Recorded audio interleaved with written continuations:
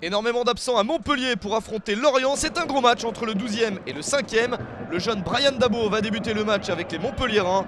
Pour Lorient, la présence de Julien Kersia de retour comme titulaire après une longue blessure.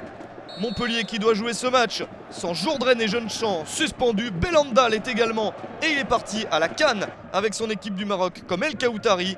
Saï, Haït Fana, Bokali, Stambouli et Marveau sont tous blessés. René Girard n'a pas beaucoup de choix. Son équipe est tout de même la première à l'attaque avec Emmanuel Herrera. L'Argentin ne réussit pas à cadrer. C'est une première occasion pour se mettre en confiance pour une équipe de Montpellier qui a gagné 4 de ses 6 derniers matchs pour 2 défaites. Un bilan tout à fait correct pour le champion qui est en train de retrouver une bonne forme. Mais en première période, rien ne s'est passé. 0-0 entre les deux équipes. Lorient est également privé de quantité de joueurs. Mareke, Leland, Ekwelemanga, Koutader, Cornier, Romao, Alain Traoré manquent à l'appel.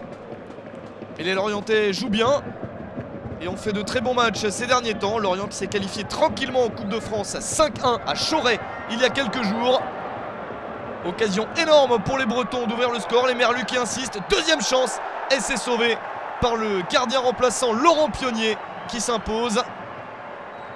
Et sur cette inspiration, il n'y avait pas de position de hors-jeu. 2 interventions décisives du gardien montpelliérain. Lorient reste sur 5 matchs sans défaite, donc 4 victoires. La confiance pour les Merlus. Mais ils ne parviennent pas à développer le jeu habituel. Et là, c'est Charbonnier qui s'échappe à l'extrême limite du hors-jeu pour l'ouverture du score.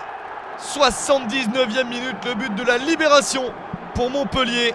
Deuxième but de la saison pour Gaëtan Charbonnier. Il permet à son équipe de mener 1-0 et enfin d'entrevoir la victoire contre Lorient.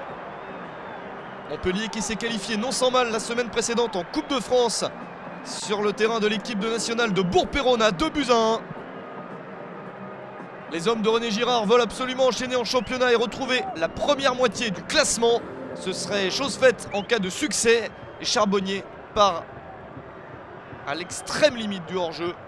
Le but est validé. Et c'est tout ce qui compte pour les Montpelliérains qui insistent. Lorient n'y est pas. Les Lorientais vont réussir une mauvaise performance au niveau de leur jeu de passe, pourtant une marque de fabrique. Charbonnier en profite en fin de match pour doubler la mise. 3e but de la saison pour lui, 90e minute. 2-0 pour Montpellier sur ce service d'Anthony Mounier. Montpellier réalise une bonne fin de match et prend ainsi les 3 points de la victoire. Ça va faire du bien aux champions de France qui parvient donc enfin à atteindre la première moitié du classement. 2-0 contre Lorient.